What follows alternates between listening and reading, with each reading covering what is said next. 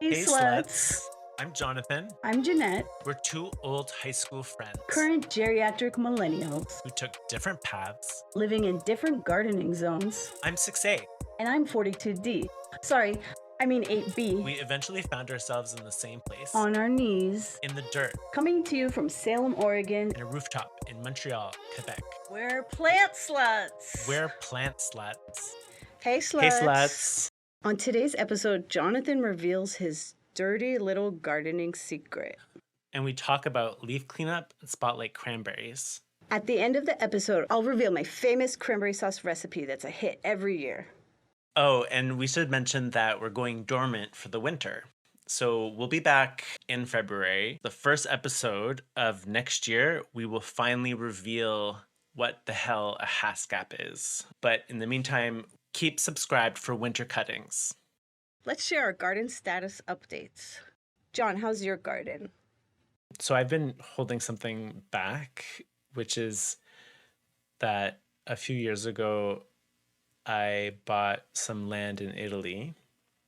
Oh my God. I knew that. Yeah, don't pretend like you didn't know. And I haven't mentioned it here because I'm a little bit embarrassed about what it sounds like when I say, I think people think of Under the Tuscan Sun or something like I'm Diane Keaton. Is it Diane Keaton? Oh, she just passed away. No, I don't know actually. Well, I'm that actress, whoever it is, Diane Yeah. Keaton and I'm, pulling up my sleeves and learning how to saw things and tile. And meanwhile, there's this like Live, laugh, love. guy I start to date in the village or something. Anyways, Wait, so it's not. this isn't what's happening? No, it's literally an abandoned house that's just sitting in a large piece of land with lots of olive trees. I mean, there's possibly 200 olive trees over like 100 years old. It's very beautiful, and honestly, it's not one of those €1 houses, but it's also not an expensive villa. It's really a farmhouse. It has a stable inside of it. So I went to Italy. I just got back actually yesterday. I'm just going to insert a boo sound effect here. I'm just kidding. And it was really great. It's the third year that I go around this time of year for the olive harvest. This is the first time that I actually participate in it in a more meaningful way. Meaningful meaning laborious. And it's a lot of fucking work. The land is also on a super steep slope, so it's a lot of like walking up and down. But it was a lot of fun. So there is someone there that takes care of the land and harvests the olives, and he's paid in olive oil. And then I take my share of the olive oil, which is 1/3. Is everyone in Italy just paid in olive oil? Yeah, basically. I'm an olive baron. Oh my God. Move over, landowners. We have an olive baron in our midst. Yeah, basically, this is the way he is paid in olives and olive oil. That kind of just pays for itself. So, like, you're not gaining massive profits or losing massive amounts of money for the olive trees. Yeah, exactly. So the farmer is paid through the olives, and there's no additional money that I spend on that. I mean, there's still a lot of renovations that need to happen in the house. The house has been sitting there for 3 years without it doesn't have running water. It doesn't have running electricity. It doesn't have a septic system. So it's basically uninhabitable. Yeah. But the plan is to actually, renovate it, not in this like beautiful polished villa way, but just to have the basics: running water, somewhere to poop. Okay. That's the most important thing. Yeah. It sounds like you chose this place because of maybe the olive trees and other things you can grow on the property. Yeah, so have been dreaming and contemplating over what I would do to it. There's a lot of erosion on the slope, and so I am trying to think of all these different ways that I could help stabilize the slope, how to turn it into like a food forest, what kind of activities I could possibly develop on the site. Like agritourism or something, there's like the possibilities are endless. Yeah, it's a really nice spot. So yeah, that's my my garden update is about the olives. This year was a good olive harvest compared to last year. Oh, I remember that people were trying to pass off like seed oils as olive oil, and it was like hard in the US to get like make sure that you were getting real olive oil, and the prices of true like olive oil were going up due to the plants, or was that like a production thing? Yeah, it's because there was a really bad harvest in Spain, and Spain is the number one producer of olive oil. Oh, okay. There is a pest that's been affecting the olive tree, and it's definitely in Spain, and it's in some parts of Italy, and I think it's really spreading. Spain is the number one producer of olive oil, so anything that happens there dictates the olive oil market. I'm so knowledgeable about the olive oil market now. No, not at all. Well, and I'm sure the prices will continue to rise because of tariffs. So, For you, maybe, yeah. yeah, for me, that's what I meant. So I'll be begging you for just a drop of olive oil. Yeah, I have so much olive oil here at home in Canada because I've shipped it here. Bathing in it. I'm actually selling part of it just to recuperate the cost of shipping it here, but Oh, okay. it's quite cheap. Cool. I'll sell you some. Thanks. So what's your garden status update? Oh, yeah. Like let's leave Italy and come to my humble home in Salem, where all I have to talk about is all the leaves everywhere. That's my update. We're just dealing with the fall leaves.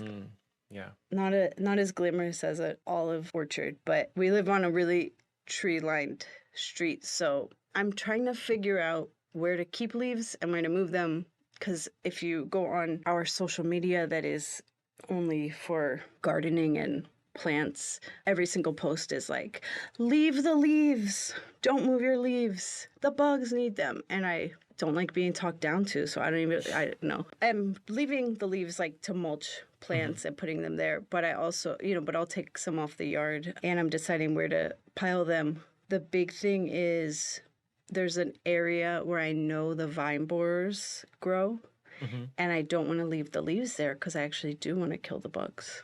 So all my gardening right now is just leaf control. Do you do leaf mold? I know the leaves get moldy. Yeah.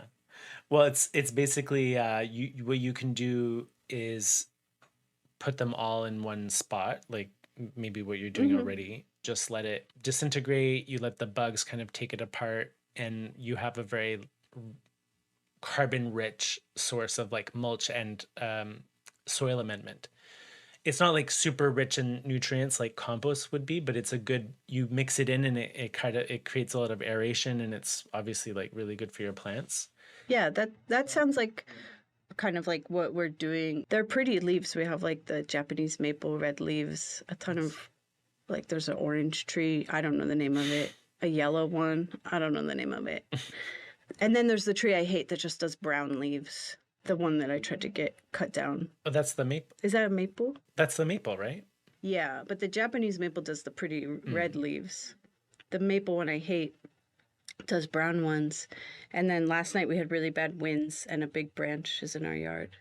Oh. I'm going to throw it over the fence later. It gets very soggy here as soon as fall hits. So like the leaves just kind of stick to the sidewalk. So it's hard to have good times to clear your sidewalks and pick it up. It's our version of snow that we have to deal with so you don't slip on the sidewalk. And then I'll fill up my compost tumbler with some leaves as well. I've gone around grabbing people's bags of leaves that they put out for compost. Yeah. And then another way to make the leaf mold is by putting it into garbage bags, and then you just kind of like poke little holes in it for the aeration to let all the bugs in. And then I like stash them in my backyard. Or one year I had my father take them. Oh my God. One year I had my father take them and put them behind his storage shed. He must have loved that. Yeah. My dad, he didn't ask any questions. He knows not to ask questions anymore. I'm just like, Dad, can I store my trash bags full of leaves behind your storage shed? Thank you. Please and thank you. And then, sometime in the spring, I ask him to turn them. Like, imagine that I was like decomposing a body with like acid or something, or like, some sort of, my dad's just like an accomplice. He's Italian. He doesn't ask any questions. Yeah, exactly. Exactly. He knows better. It's time to grab a mug, pick some herbs, and spill the tea. Jonathan, do you have any garden tea for us? Well, in the community garden, there's just so many different characters, right? And one person I wanted to talk about is someone who's friendly. Like I like her. She's nice. Yeah. She's one of those people who kind of like hangs around a bit too much, you know, where you'll be digging in your garden plot and she'll just come around and be like, "Oh, the tomatoes this year, right?" And then, you know, she'll just ask me questions and then she'll just kind of stand there and like with this awkward, you know, silence and then you're just like, "All right." You know, where you like every All right. sentence that you say, every new sentence you say always like has this like conclusive end to it. Like, Yeah, oh, yeah. well, you know, that's climate change, right? Get back to And it. then you kind of go back to your thing, but then they still Yeah. kind of like hang around. How old is she about? Oh, probably around 45, I'd say. Oh, so like our age, not like a. I'm like late 30s plus one. Yeah, I guess that is our age. Maybe she's a little bit older. 45 to 50. Did you just guess 45 for someone who's like much older than you? Maybe I'm living in like a delay, an age delay where Yeah. I don't yet, I'm not fully conscious of my own age. Yeah. She's your sister's age, Jeannette. That's what I would say. How old is your sister? Your older sister? My sister's 4 years older than me. She's 45. Yeah, I'd place her in that category, your sister's age. Okay. So I'm also a group member of the Facebook group of this community garden, and I see every now and then, like I'll see it come up. You know, I don't know, someone sends me something on Facebook, and then it opens up, and I see like all these things pop up from groups that I'm definitely not really keeping track of. And there's this one person whose profile photo is of a cat. And this person is always leaving like really negative comments, you know, like, and one thing that I remember that they had talked about was that the city is building a new bike path along the road where the community garden is. And she was really bitching on, well, this person, because at this point I don't really know who it is, was really bitching about the bike path. Like, oh, it's so hard to drive around. Like, how do we get places? Oh, the city thinks that everyone's going to be like delivering their mattresses on bicycles and, you know, the usual Yeah. NIMBY anti-bike rhetoric. I don't know what it is that made me realize that it was her. I think she said something to me. I think she talked to me about her cats. And then I was like, then I made the connection. I was like, this is the crazy cat lady from the Facebook group, you know, who doesn't have any pictures of herself. It's all just like cats, Yeah. you know? Anyways, nothing else to really report on that. Just that sometimes you just realize that people fill these kind of roles in the garden. And sometimes I feel like I'm the crazy cat lady when I tell people I have 2 cats That is a lot. that need my attention. People come over and my cat's meowing and I'm like, oh, that means he wants me to pick him up and coddle him like a child, like a baby. Like, yeah. Do you think you'll confront the cat lady at the community garden about her anti-bike rhetoric or anything like that? I've thought about it. I've thought about making comments on the Facebook group. Because she would know who you are. Yeah, I don't know. Sometimes it does take like a person you know, to have you really reflect on things rather than just an anonymous person. But I don't want to be that person. I get so worked up and anxious about arguing with people, you know. You should just, every time you see her, tell her you're having a mattress delivered. It sounds like that's a big concern, how often people get new mattresses. Yeah. Yeah. If you have any garden tea, send us an email at plantslutspod@gmail.com. So to continue our series spotlighting berries, you know, like our mulberry and pumpkin episode, Yes. I wanted to take a look at cranberries because we're also in the season of a certain holiday that they're associated with.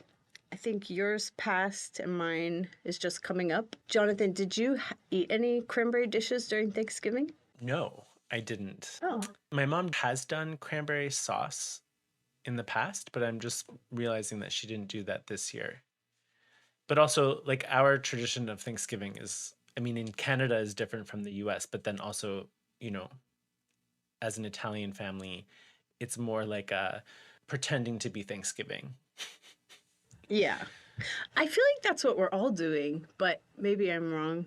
Maybe there aren't. I don't know. Maybe there are people that are really doing it. Who are the people that eat the sweet potato and marshmallow dish? Like, I did as a child, but now we usually go to my husband's families for Thanksgiving, and they do not do marshmallow on the sweet potato or on the candied thank yams. God. And so his mom is like convinced that I really want it or can't have Thanksgiving without it. But instead of just making it as an extra dish, she'll like take some potatoes and microwave marshmallows on top. Oh. Like as if I can't get through the meal without marshmallows. It's And like, is it too late for you to break the news to her? Like, do you feel too awkward? it's just such a weird like singling me out as like, here's your special dish. Because you need sweets on yours. Because you're from like the East Coast. Is that it? Is it like an East Coast thing? I don't know. They eat very healthy. That's just something that Canadians make fun of Americans for. Is just their strange casseroles and dishes. Okay, so tell me more about cranberries then. Yeah, cranberries come from evergreen dwarf shrubs or creeping vines in the Vaccinium family, which you might remember is the same group as blueberries and pumpkins. No. Which you might remember is the same group Definitely as blueberries. not. I don't know. I was like trying to remember because I know you said pumpkin is a berry, so I was conflating them. I don't know. Cranberries are perennials and they grow super low to the ground. They get a few inches tall and can stretch out to 7 feet long. And they have the thin, wiry stems and tiny evergreen leaves with dainty pink flowers we'll talk more about later. The berries start out green and then ripen into the red color we recognize. And they're edible raw, but they're really tart. So a lot of people haven't had raw cranberry. I might have tried to eat one once just to see, but I don't think I've like eaten it. I've definitely bought cranberry juice from like Whole Foods or something that was no sugar added, and I think the experience is quite similar. Yeah. Inedible is how I would describe it. It's more of like a tincture, like do a dropper of it in a glass of water or something. Yeah. So cranberries are one of only 3 native fruits grown commercially in the U.S. And John, can you guess the other ones? So I would say blueberries, right? Yep. I think the next one would have to be like raspberries or blackberries, no? It's actually Concord grapes. Yeah, wait. No, Jeannette. I'm sorry. I'm pretty sure that Concord grapes are a variety that was developed in Massachusetts by like a university. Oh, interesting. That's the story I tell people about Concord grapes. I have a Concord grape growing in the front. And my understanding was it was specifically developed around Concord, Massachusetts, to be like a very tasty grape variety that was like cold hardy.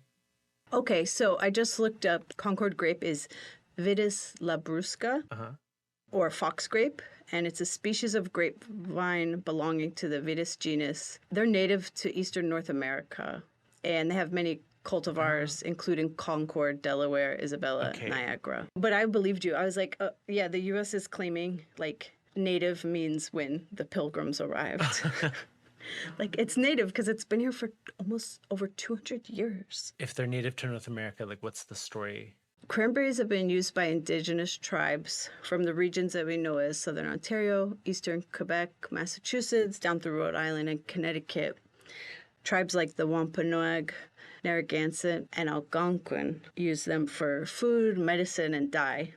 as early as 1550. When they were eaten, they could eat cranberries fresh, maybe ground them, mash them, and they would mix cranberries with wild game and fat to make pemmican, which is like the original energy bar. Yeah. And the word cranberry wasn't used yet. Different tribes had their own names that often meant sour berry. Sasamanash is what the Narragansett tribe called them, and Sassenach is what the Algonquin and Wampanoag tribes called cranberry. In terms of like names, the interesting thing is in Quebec we have a name for cranberry, which is canneberge, but in France they call them cranberry. And if you say canneberge to a French person, they think you're not speaking French. But it's interesting because berge also means like a watery, like edge. There's also cranberries in a lot of indigenous harvest festivals, and the Wampanoag people on Martha's Vineyard still celebrate Cranberry Day every year on the second Tuesday of October. Celebrating Cranberry Day, that's like a harvest tradition that predates Thanksgiving or that influenced current Thanksgiving? Yeah, a lot of cultures have harvest festivals and celebrations, and we know that when colonists arrived in the 1600s, they learned how to harvest and prepare cranberries from indigenous people. By 1620, pilgrims were using cranberries, and by 1683, they found an ocean spray and they were making cranberry juice. JK about the ocean spray. Also, like, there's probably like so much violence in between all of those things that you said that's like going unmentioned. But yeah, they learned it. They learned how to harvest it. They didn't just like. It took them 63 years to learn how to juice the cranberry. People think the name cranberry came from German and Dutch settlers who called them craneberries. Okay. Either because cranes like to eat them or because the blossoms kind of look like a crane's head and neck. Yeah, and then they shortened it to cranberry. And colonists later commercialized cranberry farming, which meant indigenous communities lost access to traditional bogs as the land became privatized. Right. Native Americans likely made the first cranberry sauce. It was recorded being eaten with meat by a French explorer in the early 1600s. And I guess at that time it wouldn't really be sweet, right? It would be more of a savory sauce or like a tart sauce. Yeah, more of a tart. I don't eat meat, so I don't really know what goes good with it. Yeah. But yeah, it wasn't sweetened with that. All I can think about is like eating it with tofurkey. So by the mid 17th century, with the growth of the slave trade in the West Indies, sugar became widely available in New England, and cranberries were used more frequently in things like pies and tarts. Sailors also carried cranberries on their voyages when they were commuting to and from England or Europe to prevent scurvy because they have a high vitamin C content and a long shelf life because of the skin. The fresh cranberries, I noticed they do last a really long time when you buy them on like a whim and then realize that there's not very many uses for them and then they just sit in your fridge for a while. The term cranberry doesn't actually refer to just one berry. It's actually a whole little family. There's the American cranberry, which is Vaccinium macrocarpon. That's that classic Thanksgiving berry, big, glossy red, very tart, mostly grown in the U.S., in the states Wisconsin, Massachusetts, New Jersey, Oregon, Washington, and in Canada, most commercially grown in British Columbia and Quebec. And a guy named William McNeill planted Canada's first commercial bog in Nova Scotia in 1870. Right, and today Nova Scotia is the place in Canada where when you think of cranberries, you think of like Nova Scotia. Like how in the US, I think you think of Massachusetts or Cape Cod. Exactly, yeah. Wisconsin has actually been the biggest producer of commercial cranberries, more than Massachusetts, but there's also a lot more land. Then we have the European cranberry, Vaccinium oxycocos. It's smaller, darker, extra sour, traditionally served with meat in Northern Europe, and some botanists think it should be considered its own species. I always love these like internal conflicts. Yeah, botany drama.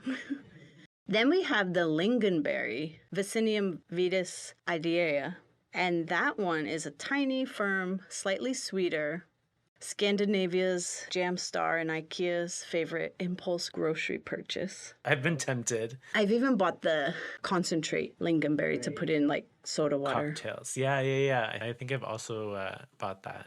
And then there's highbush cranberry, which is a viburnum species. So it's not a true cranberry. It's an ornamental shrub with berries that look the part but taste a bit off. Okay.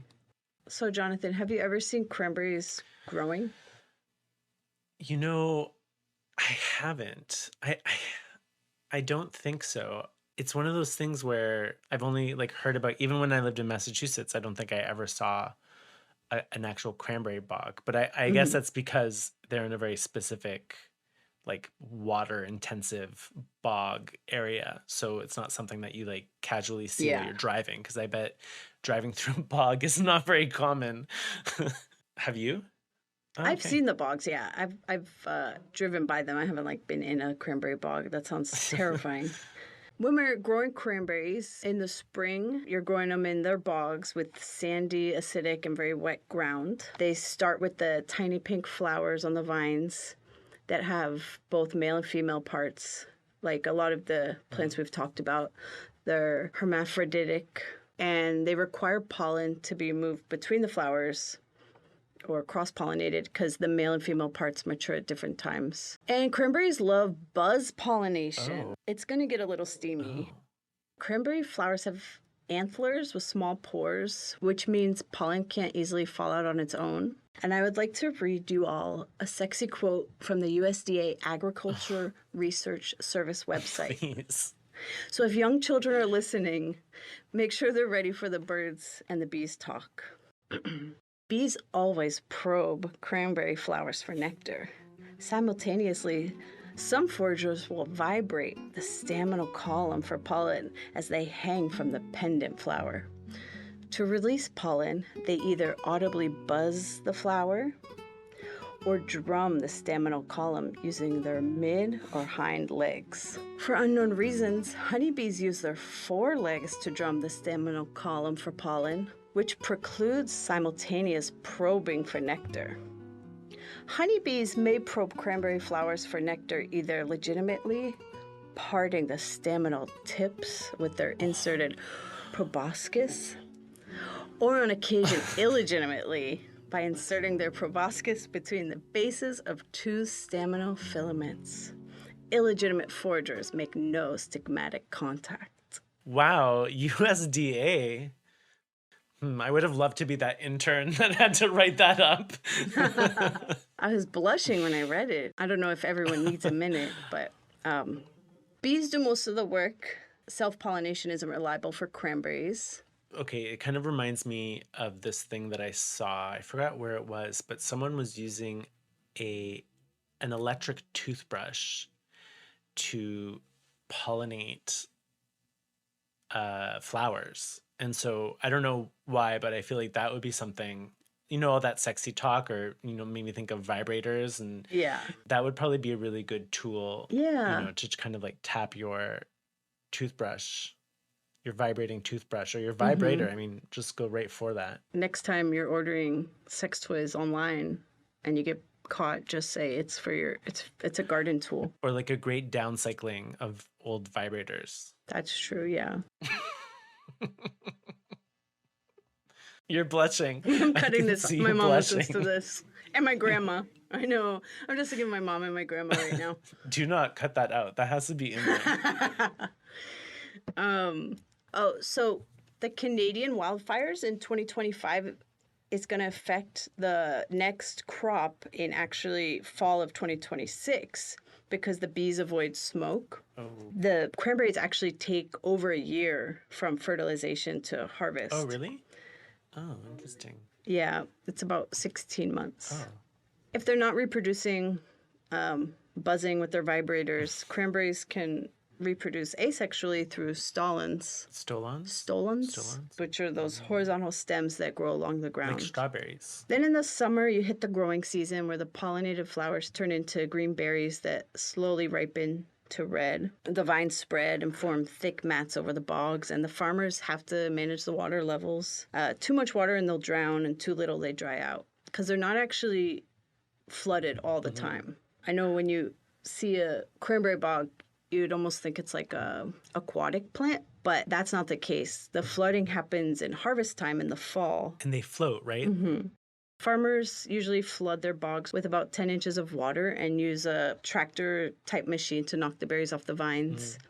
And then they float up and they use what's basically a giant shop vac to suck them all up. And before that, farmers used to rake each berry by hand, so the flooding just made it faster.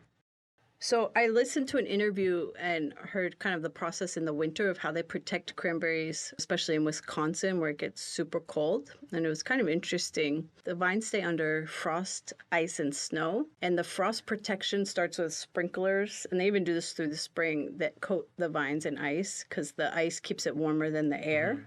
There's something about ice that keeps things warm because when it melts, it releases heat. Do you remember that ice cave you made when we were in high school?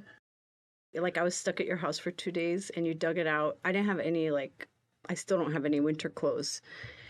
I don't know whose pants I wore to go out there. That was terrifying. Oh, that's like my childhood. Every winter we would make like snow forts. That's funny. That was the only time I ever did it. I was scared because I think I'm claustrophobic and there was just a little tunnel to get out, but I also thought the plows were going to come and kill us whenever I was in there. But I think we had like 2 bottles of wine, so that helped. Kept us warm. So then during the deep winter, the bogs are flooded again, creating an ice cap, or sometimes called an ice cave, and that keeps the cranberries warm. Farmers then spread sand over the ice, which in the spring melts and adds nutrients and controls weeds. So basically, they get a winter spot treatment. They survive frost, flooding, ice, and even fire season, and somehow end up on our table. But not without large environmental impact. Yeah. Cranberries do have a pretty big environmental footprint. Because they're farmed in the wetland environments, there's pests and fungi everywhere, which means they need a lot of pesticides. And the Cape Cod Cranberry Growers Association has even admitted that insects and weeds have completely adapted to the bog ecosystem, so they're hard to get rid of. And then the chemicals leach into the wetlands, which hurts, birds, fish, humans.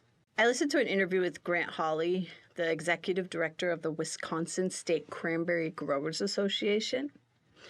And he said they avoid using pesticides as much as possible because they need to protect bees for pollination and have been using ice and nematodes when they can. So it might be late in the game, but I think industrial farming and the farmers I've met in the past too are really aware of minimizing their pesticide and chemical use. Cranberries often show up on lists of produce to buy organic, but organic bogs are pretty rare because they're expensive to maintain and they have smaller yields. But more and more people are asking for them every year. Interesting. So in terms of these environmental impacts, are there some regulations that have been developed to better manage them? Yeah, in Canada, the extensive use of water in cranberry production means that they have a lot of water holdings near farms. So public concern over contamination of the water supply through misusing fertilizers and pesticides has resulted in the cranberry industry being highly scrutinized and regulated. The cranberry grower response has been actually exceptionally progressive, and they're recognized leaders among agricultural commodities in adopting IPM strategies, which I think we've talked about, integrated pest management. Yeah, you have this progressive approach where you have the most ecological approaches that are prioritized, and under very controlled conditions, you would use pesticides. In the U.S., the cranberry boom of the 90s destroyed a lot of natural wetlands in the U.S., so the U.S. Army Corps of Engineers stepped in and officially classified cranberry bogs as wetlands, meaning some activities now needed permits. Do you remember the cranberry boom of the 90s? Did it coincide with the outbreak of UTIs in the 90s? I don't know this as a fact, but all I could think of is Cosmos and Sex in the City. Oh. Could that have really caused a boom that destroyed the wetlands in the United States? Maybe. Cosmos. Oh my God, that's an episode where it's like Sex in the City and it's environmental destruction of watersheds in the eastern seaboard of the United States and lower Nova Scotia. That's a thesis. It's a dissertation. So Cosmos have cranberry juice? Yeah, Cosmos are just cranberry juice, vodka, and a wedge of lime. Oh, okay. Cosmos might have the orange liqueur Cointreau. Cointreau? Yeah, I think so. Most cranberry farming still isn't heavily regulated in the U.S. because agricultural runoff was actually exempted from the U.S.'s Clean Water Act in the 70s. Such a great thing to exclude from. I don't even know if we still have the Clean Water Act. Right? Like it's probably gone by the time this podcast is released. So, but most rules happen at the state level and through voluntary best practices. Like the Wisconsin guy saying, we don't want to kill all the bees, so we try not to spray pesticides everywhere. From what I've read, though, Massachusetts has a lot more regulations around pesticide use and groundwater protection than Wisconsin, which is the biggest grower. But that kind of matches up with Massachusetts having a more progressive politics. So cranberries sound like, they're a holiday staple, but actually there's a huge environmental impact. And as much as they help, native pollinators and bugs and birds, if you're not buying organic, you might not be helping as much as hurting your native environment. I see like an opportunity for a new like NGO, a new charity where, in face of declining bee populations, we could collect used vibrators, right? And reuse those to help pollinate the cranberry flowers. Oh my God. We can even hire disadvantaged youth to go around and use those used vibrators. Well, we are going to have disadvantaged youth be our new agricultural labor in the United States for sure. So if you want to grow your own cranberries because you're like, I don't want to get into that mess of, polluting waterways, or it's just fun to grow your own weird stuff, you can set up your own bog using a raised bed or shallow container with really sandy, acidic soil and plenty of water.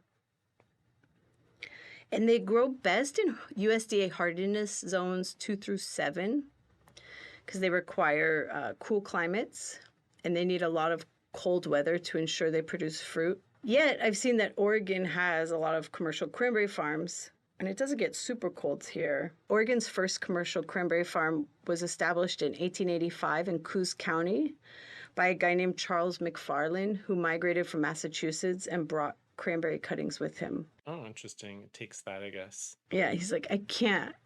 I'll move to the West Coast, but not without my cranberries. Not without his Cosmos.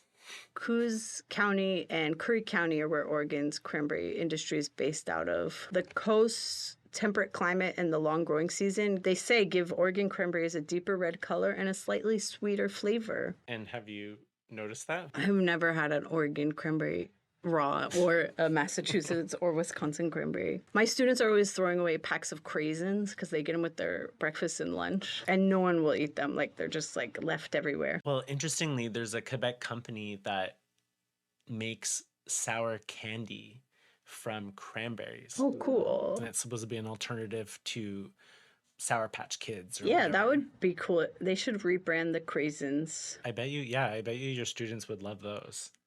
What about in terms of like medical uses or nutritional content? I think we all know the main reason people drink cranberry juice, the UTIs. Because you wiped from behind up. That's what, so I've been told. That's what causes a lot of UTIs. Cranberries are rich in polyphenol A, and that's what gives it the antibacterial effects. And it reduces the risk of UTIs because it helps prevent E. coli from sticking to the bladder wall, but it wouldn't treat a UTI. So the idea of you get a UTI and drink a ton of cranberry juice, you're not doing anything to really help. But it also has other uses besides that, or other reasons to want to, drink some or have a supplement. There's a bacterium called H. pylori, and it's considered the major cause of stomach cancers, inflammation, and ulcers. And cranberries contain a unique compound which can cut your risk of stomach cancer by preventing H. pylori from attaching to the lining of your stomach. Yeah, and H. pylori is like the bacterium that it really reproduces in your gut if you don't have a good microbiome. If you go through like really intensive antibiotics, afterwards, when you stop taking those antibiotics, H. pylori can like reproduce real quickly in your gut. You have to be cautious because too much cranberry juice can upset your stomach, and people on blood thinners or if you're prone to kidney stones should check with a doctor before going crazy. There's also some medications that it can interact with. The medicinal uses definitely had me thinking of cranberries in a new way and like thinking of how I can add them into my diet. Your cocktail. Yeah. No, not a cocktail. It's time for my famous cranberry sauce recipe. Ooh, this is where you reveal the secret. Yes. No Thanksgiving would be complete without Jeannette's famous cranberry sauce. I didn't invent this. So what you do is go to the store and get a can of jellied cranberry sauce, not the whole berry one. It has to be the jellied one. And you bring it with you to Thanksgiving in your purse. You find a can opener, open it up. Find a smallish dish, not too big. If there's a lip, that's good so it doesn't run. And then what you do is you kind of shake it out of the can until it just lands on the plate. Jeannette. What's really important here is you have to serve it sideways because you want to have those little indents of the can for people to use when they make slices so they can see where to slice. And if you're doing anything other than that, you're doing it wrong. You're ridiculous. That is my traditional cranberry sauce recipe. I bring it to my in-laws every year. People love it. And why not whole berries? It doesn't do the slicing.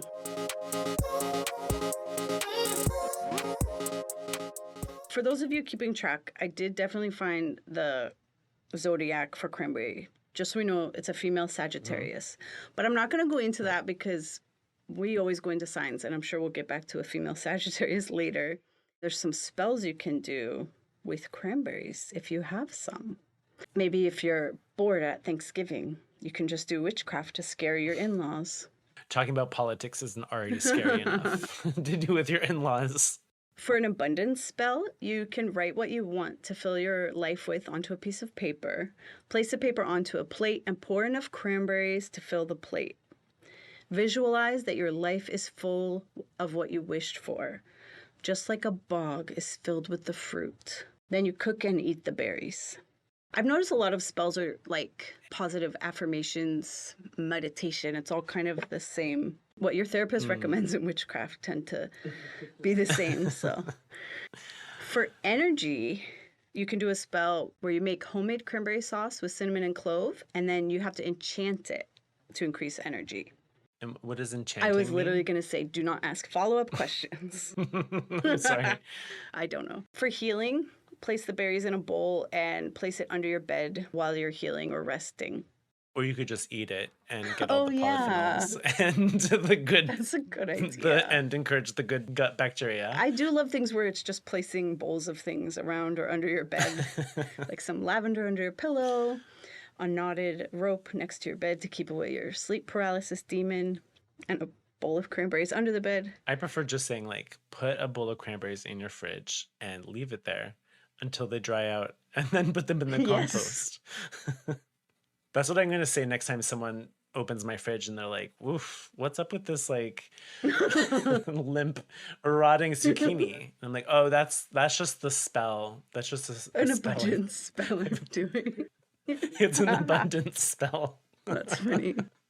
The other thing is you can use the juice as a substitute for wine in rituals and spells. And, you know, I think churches do that too. Their little witchcraft thing where you eat Jesus. You know what I'm talking about? And drink his blood. So it's like any spell. Thanks, Jeannette. That was a lot of information. Just in time if you're in the U.S. for Thanksgiving, so you can just shout facts at people at the table. I'll just play this episode while I'm eating with everyone.